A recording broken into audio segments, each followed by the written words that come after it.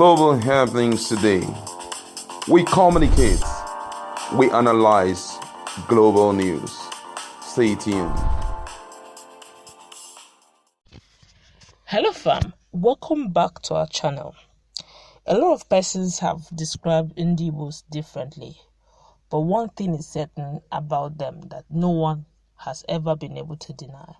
When it comes to industries, when it comes to commercial strength, when it comes to revenue generation, they always recall and they always are on the same page that Ndigbos really generate revenue for the nation Nigeria.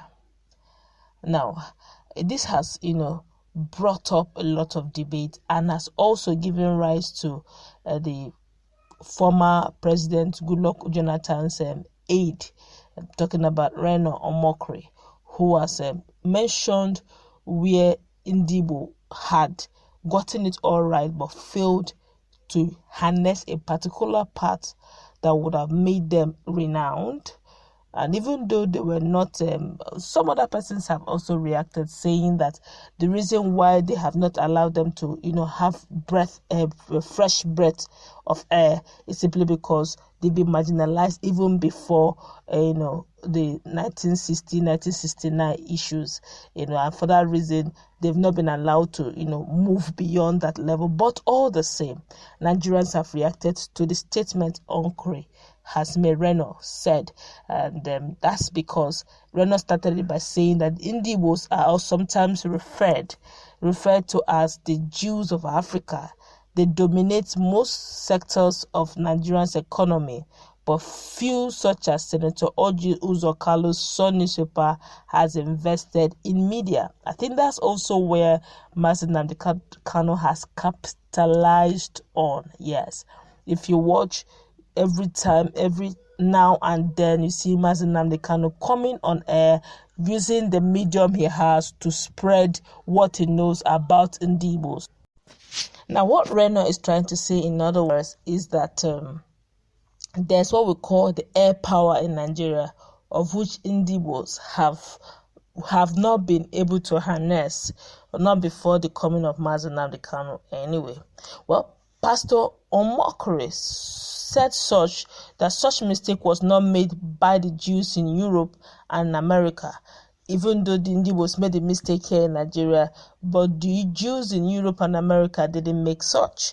He said the mistake Igbos made, which the Jews in Europe and America did not make, is that they focused only on dominating Nigeria's commercial sector and forgot the media.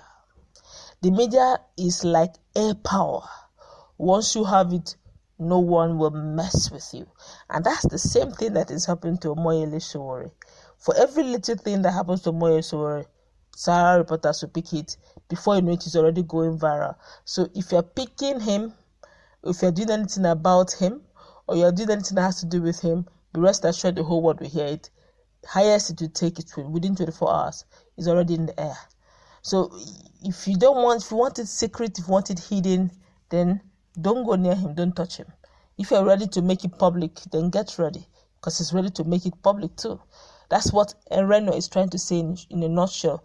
A lot of things have been going down in some part of the country simply because there's no air power in some of those places. So that's why you see sometimes Fulani herdsmen seem to have a few days, some part of Nigeria, simply because those places don't have air power. So sometimes it takes days, sometimes a week for confirmation, and sometimes even those weeks there's no evidence, where there will just be a case of my word against yours. Now let's continue. He said the media is like air power. He said once you have it, no one will mess with you. The author of many books further blamed Igbos for not using the Nollywood the way the Yorubas have been using the media in their favor. Igbo should have used Nollywood the way the Yorubas use the media. Sadly, Nollywood actually works against them. You begin to see Juju and the rest. This one now says, he went further to say, it makes others perceive Igbos wrongly, ritually.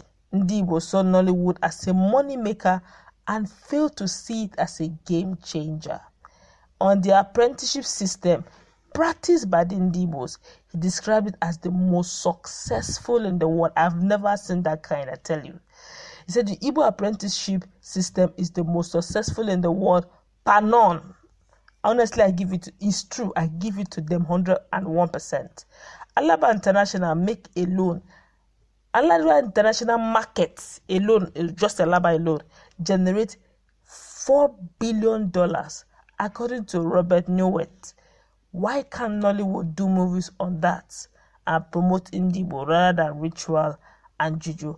I took my time and I went to Reno's one of his social media handle, and he said something that I had a hearty laugh that day. He said he was walking along San Francisco with Kanayo Okanayo. Some of us will know who Kanayo Okanayo is. He's one of the renowned Nollywood actors. I think he's from Imo State. I think from Mbise. I'm not sure, but I know he's from Imo State, Mbise. He said then one white lady just ran to them.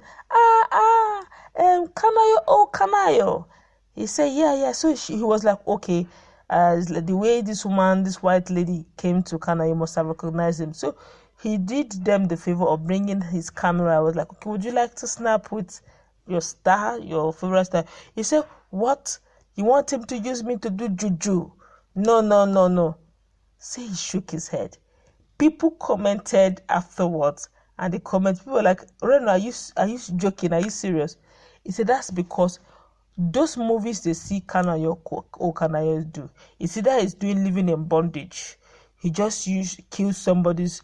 Is that he killed Andy the movie, or he collected Andy's star, or he's taking somebody for money ritual, or he's just introduced somebody into one bad business and the business flopped and they're going to the juju man to go and swear. Oh, everything has to be juju, making it look as if that's what it's for. Igbos are industrious, Igbos are hard workers, and that's what he's trying to see. The Alaba international market alone generates $4 billion.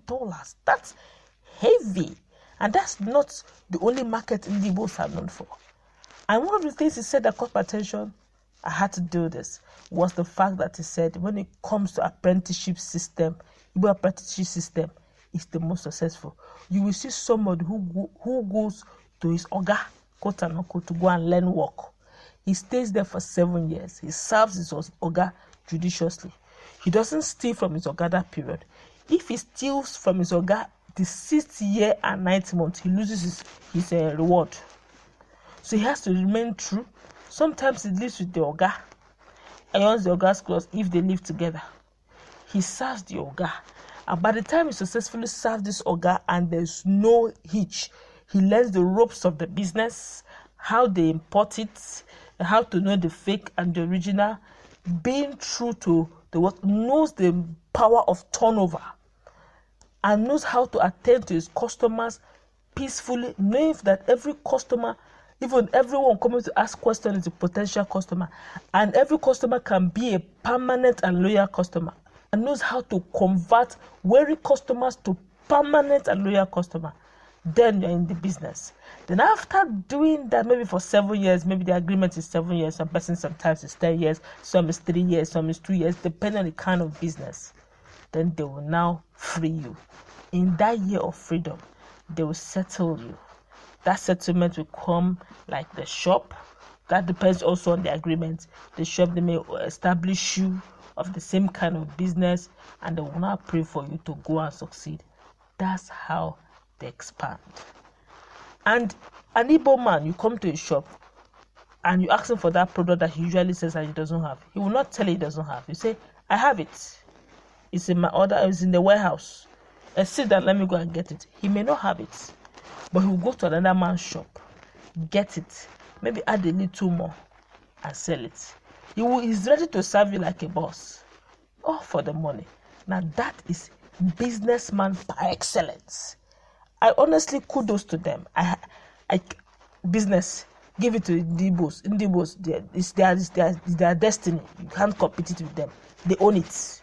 But let's just feel one or two pulse of Nigerians over this, because this is just my opinion. This one here is saying the section of mainstream. He said the section of mainstream media owned by our people is actually few, like the Nations, Tribune, and TVC. But the difference is that they are owned by the alleged corrupt Southwest politicians, projecting our Yoruba ethnic interests, unlike Igbo Nollywood producers or businessmen whose interest is to make profits. Nonetheless, you hardly see any of those mainstream Nollywood movies glorify Nigeria as a country and showing our flag like Hollywood does for America. For America, I feel to them that passing their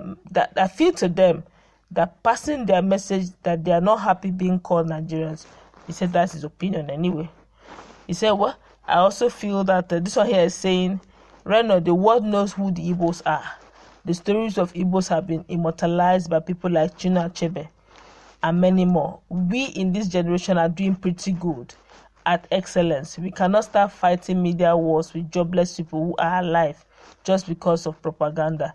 Hard work pays. Hard work speaks more than propaganda. Well, that's also very true. But sometimes we also need this propaganda. We also need the media to project everyone. Everyone needs good publicity to project his business. That's why we are into adverts sometimes. Because if you don't give good adverts, how will people know how to rate you? You may be good, but people don't know your products. But that's where we're going to wrap it up. And I think that's also where Mazi Nnamdi Kanu is capitalizing using the social media handle to do what he does. Let's meet in the comment section. What do you think about Reno Omokri's opinion about Ndigbos and how they should use the air power, the media power, to project themselves positively? Let's meet in the comment section. Let's interact. Stay blessed.